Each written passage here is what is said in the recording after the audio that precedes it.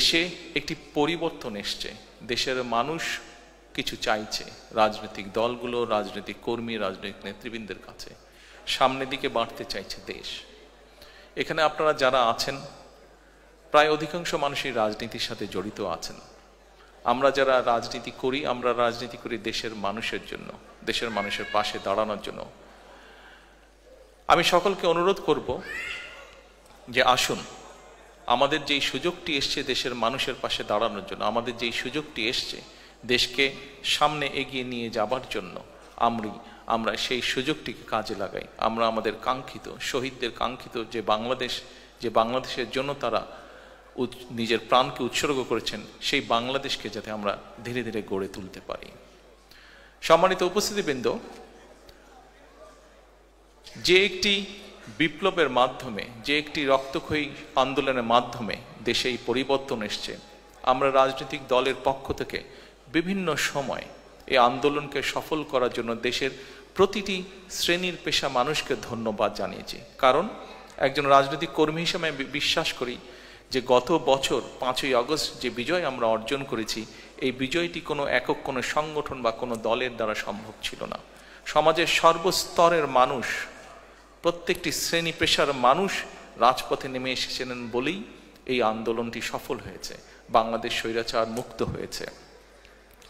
আমরা বিভিন্ন সময় দলের পক্ষ থেকে, আমি ব্যক্তিগতভাবে দলের পক্ষ থেকে আমরা দেশের প্রত্যেকটি শ্রেণী পেশার মানুষকে আমরা ধন্যবাদ জানিয়েছি।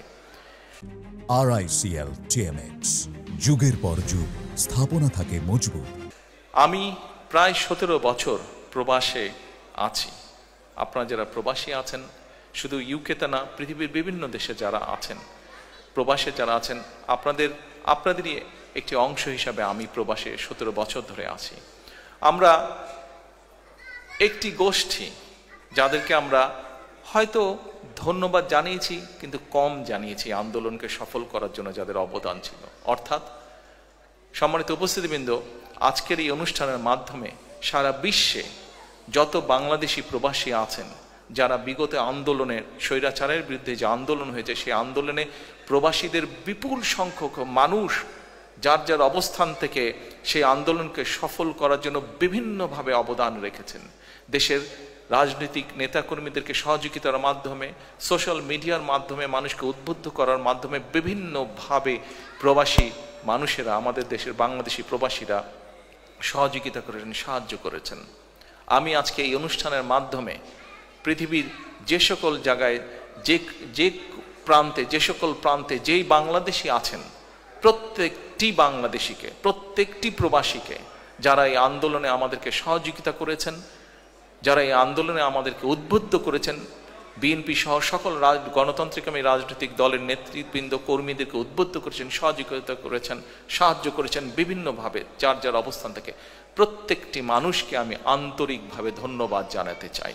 আন্তরিকভাবে প্রবাসীদেরকে আমি ধন্যবাদ জানাতে চাই দেশকে স্বৈরাচার মুক্ত করার জন্য।